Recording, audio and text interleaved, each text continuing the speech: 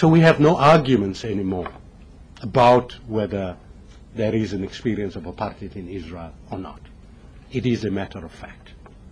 But Hendrik Verwoerd was also the ideologue that formulated the apartheid education policy in 1953. And that policy was based on an approach that the African child must not expect any more than to be a carrier of wood and a drawer of water.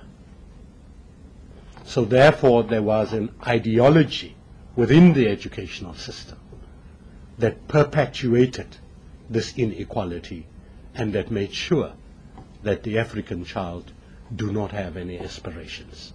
Can you imagine what it does to a child when you do not have aspirations?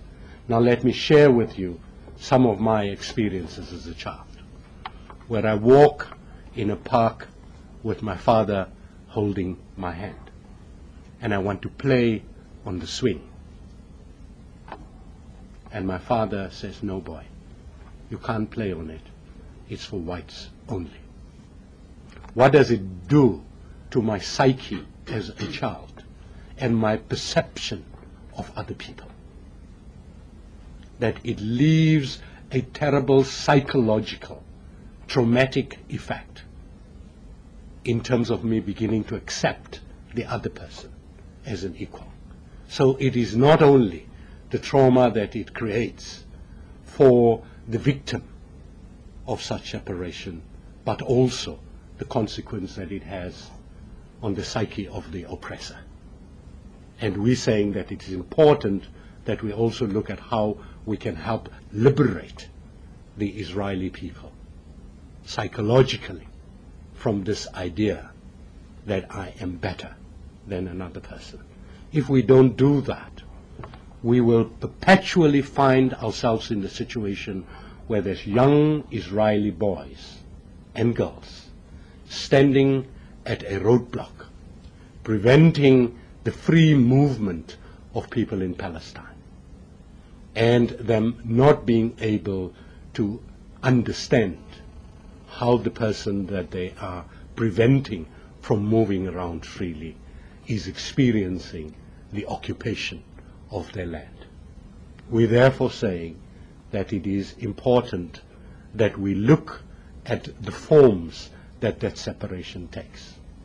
I had the opportunity in 2005 to visit Gaza, an area where many people cannot go to anymore. When we passed a roadblock 6 o'clock that morning, I saw an 18-year-old Israeli child coming out of a tent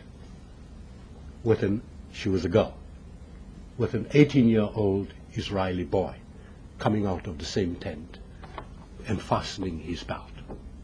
No matter what they did in that tent, I'm saying that we have an obligation as adults in this world not to deny our young people the opportunity to grow up in a family where they know what it means to be loved, what it means to be cared for.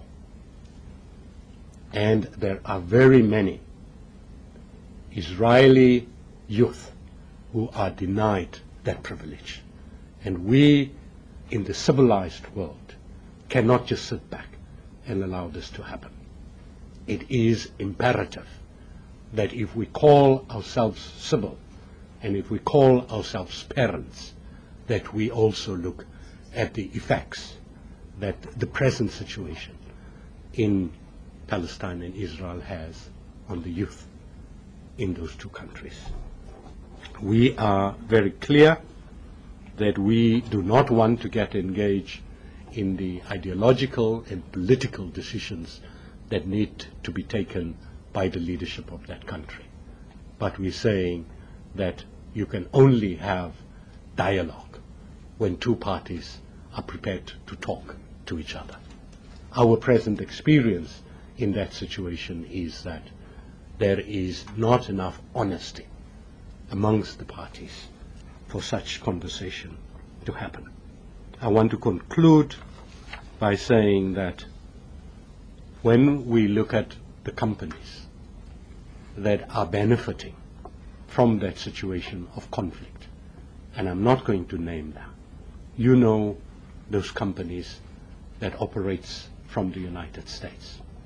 We have an obligation to lobby and to advocate that those companies end the activities that perpetuates the injustices that we are presently experiencing there.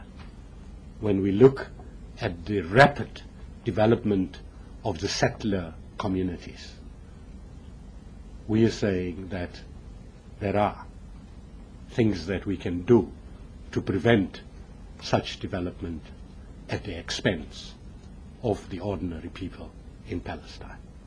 I want to then just relate one last story that I saw on a DVD, where the young man who has been growing his olive fields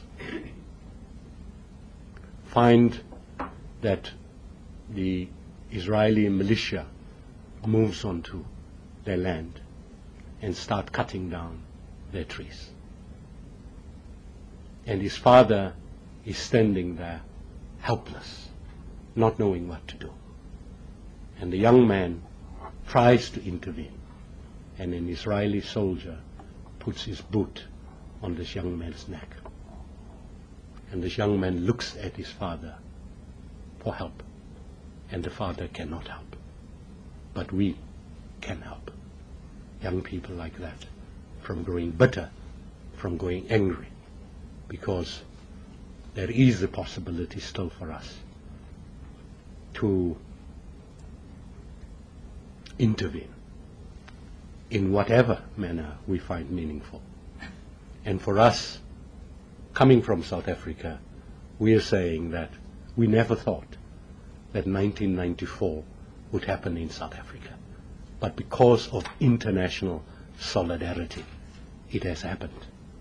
Let me remind you of the fact that when we had our first democratic elections on 27th of April 1994, South Africa was still experiencing a lot of violence. When we signed the peace accord in 1991, there were at least 500 people dying per day in South Africa.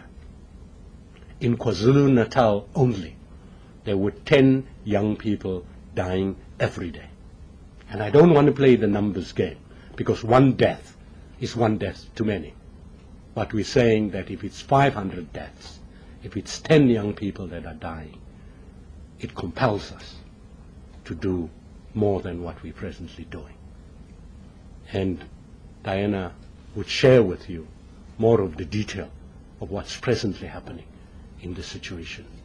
And we are saying that as we celebrate the changes in the United States at the moment, our celebration cannot be complete for as long as the people in Palestine continues to be burdened by injustice, by oppression, and by occupation. I thank you very much.